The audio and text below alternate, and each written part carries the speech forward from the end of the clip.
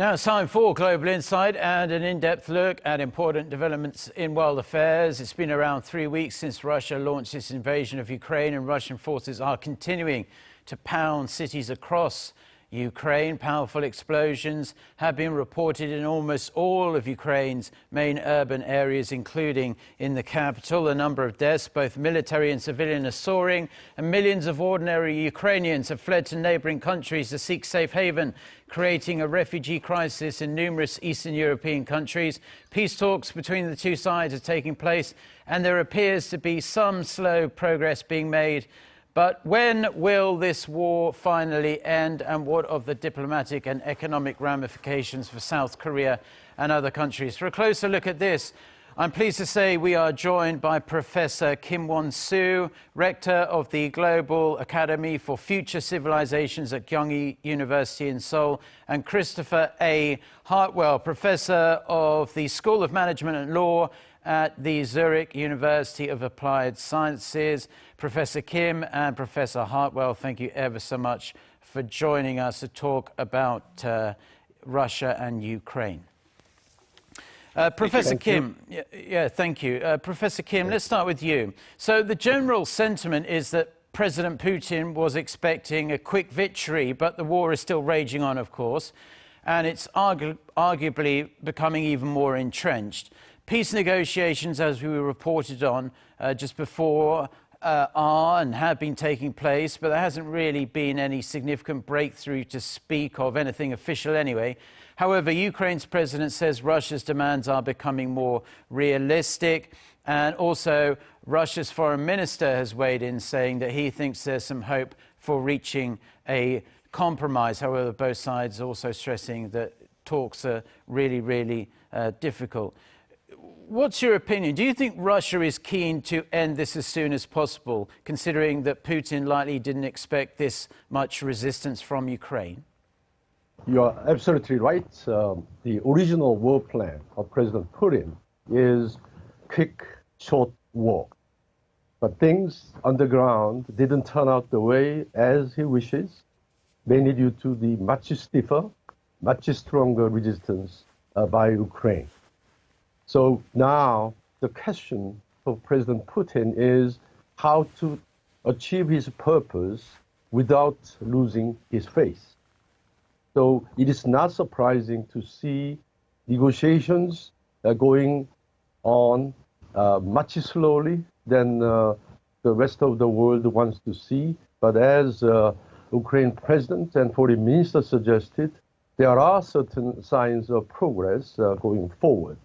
But we have to assume that given the wide differences of positions on several fundamental issues, including the neutrality of Ukraine, the status of Donbas region, and what to do about Crimea region, and these questions are very difficult for both sides to bridge the differences, but keep talking for a negotiated settlement itself is a positive sign, because there is no way to end the war without talking to each other for a negotiated settlement. But we have to assume it will take time. Yeah, considering how one side has very strong feelings about what they want and the other side has very strong feelings about what they want, it seems that it is going to be a slow process, unfortunately, for the people of Ukraine.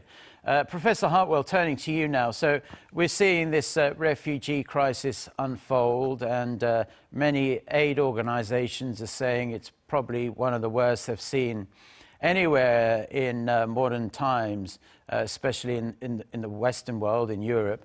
Families torn apart, of course, thousands of people losing their lives, both military and civilian. A number of journalists have been also killed there. Just how serious do you think the situation is on the ground, both in terms of the war as well as the refugee crisis? Well, we'll start with the refugee crisis. I think what we've seen, kind of echoing what was just said, is that this war is going not the way the Russians had anticipated. I think what we've only seen that the Russian military is good at is shooting at people that don't shoot back, whether they're shooting at hospitals, whether they're shooting at high-rise blocks, whether they're shooting at theaters.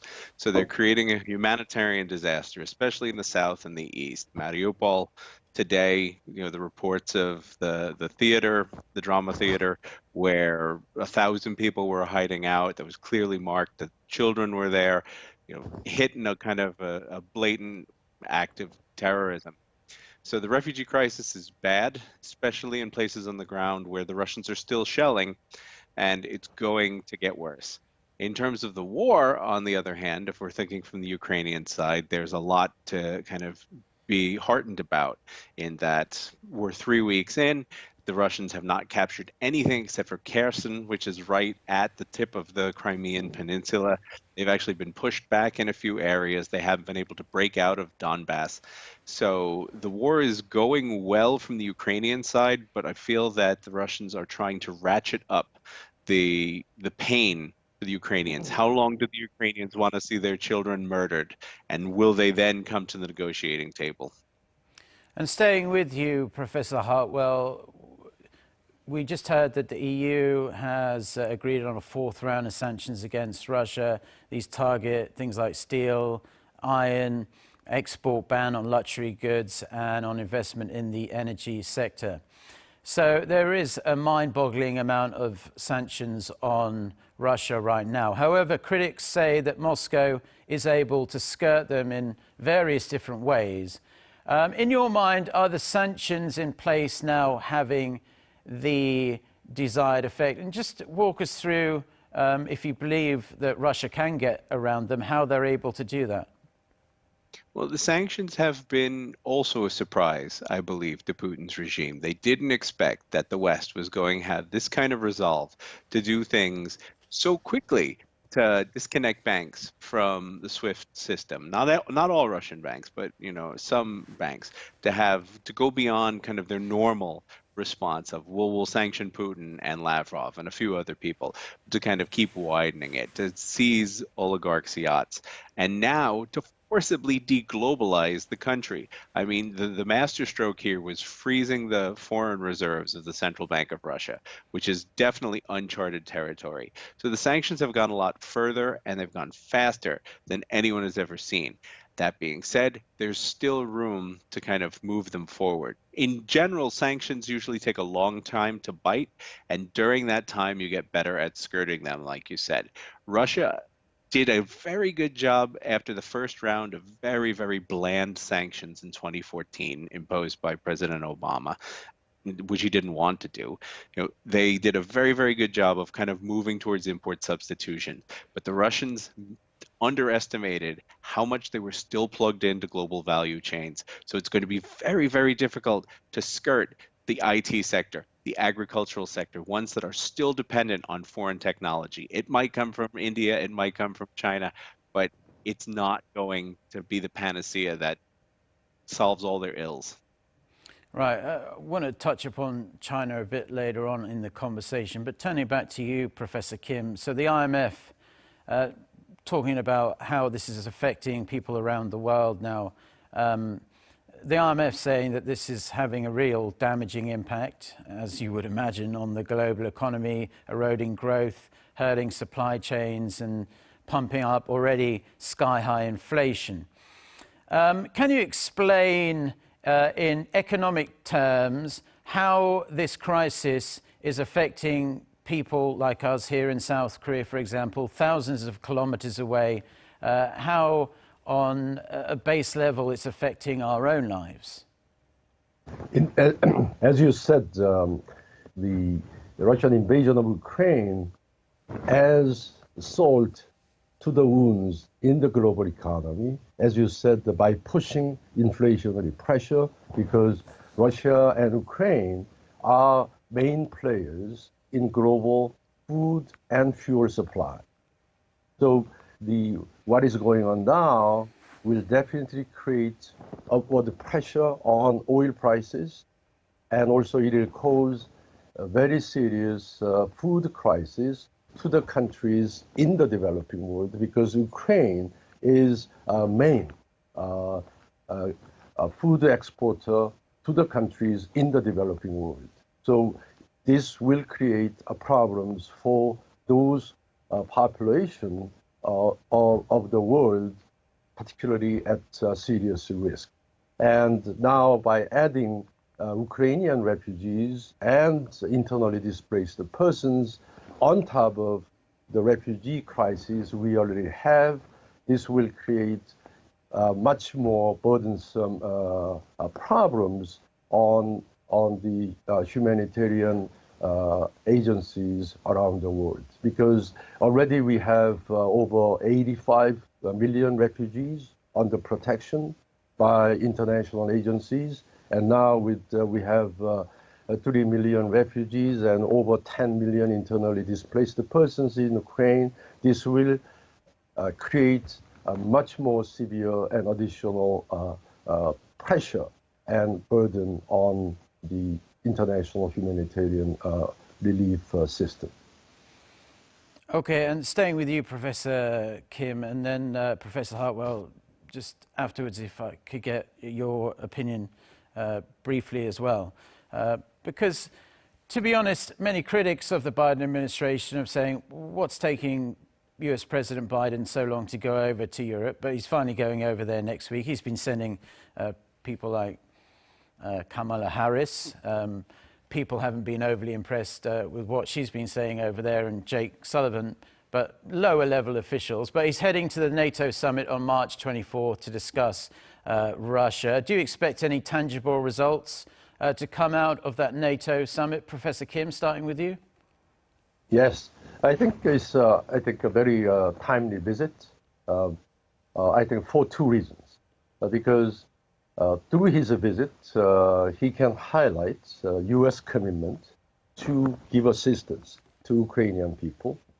And secondly, also, he can use that visit as an opportunity to reassure NATO partners of U.S. security commitments to defend them. And as Professor Hartwell said, the sanctions this time on Russia are much tougher and more comprehensive. And also, President Biden can use his visit as a way to strengthen sanctions, and also how to upscale humanitarian and other supports to be provided by European partners in cooperation with the U.S. to Ukrainian people and government. And quickly to you, as a follow-on to that, Professor Hartwell, before we move on to our next question, just want to ask you, because we're in the fourth week of this war now, but we're only just hearing that President Biden's going to go over to Europe. Do you think he's kind of dropped the ball by acting so late to become kind of like the statesman that you would expect the US president to be in a situation like this? Yeah, well, I mean, that's where I kind of disagree with Professor Park. I don't think Biden going to the NATO summit is for Eastern Europe. I think it's for Western Europe. It's, kind of assuaging allies in Western Europe that the United States isn't disengaging from NATO as, kind of Trump might have threatened a few years ago. I think there's something just in kind of Biden's DNA, because it was part of Obama's he was vice president under Obama, and Obama was famously leading from behind. That's what the United States is doing here. There's been some, great progress in terms of the sanctions. But I mean, if you look at the prime ministers of Poland, of Czechia, and of Slovenia that went to Kiev, it's taken Biden 3 weeks to go to Europe. Meanwhile, you've had these frontline states that actually went into a war zone to show their support, that I think they're still leading from behind, and they should be leading from the front. Yeah, it was really incredible to see those three prime ministers actually going right into the thick of it, going into Kiev like that. Unfortunately, we're running out of time, but I have to ask you this, Professor Hartwell. So the US earlier this week warned that China will absolutely face consequences if it helps Russia evade sanctions. This after a report surfaced that said that Moscow asked Beijing for military equipment and financial support. Two sub-questions, really. Don't you actually think this is already happening behind the scenes? And what would these, quote, consequences from Washington actually look like for Beijing? Well, I'm not a China expert. I've lived in Russia and worked in Ukraine. I can only say that I think as the war continues to go on, it becomes less and less in China's interest to tie itself to a losing junior partner like Russia. And in any China-Russian rapprochement, it's always been that Russia was going to be the junior partner to China. I don't think that there is going to be any way that if this continues to drag on and Russia continues to show the kind of abysmal performance on the ground that it has, the Chinese are going to throw good money after bad. I don't know what the serious consequences could be for China. I think this was more just a shot across their bow to tell them that you don't want to hitch your wagon to a losing horse like Putin. Well, you can already kind of see the Chinese Communist Party backpedal a little bit in their support for Russia in this war against Ukraine. Unfortunately, that's all the time we have for this discussion at this point. But Professor Kim and Professor Hartwell, we greatly appreciate you coming on and sharing your insights today. Thank you. Thank you. Thank you. Thank you.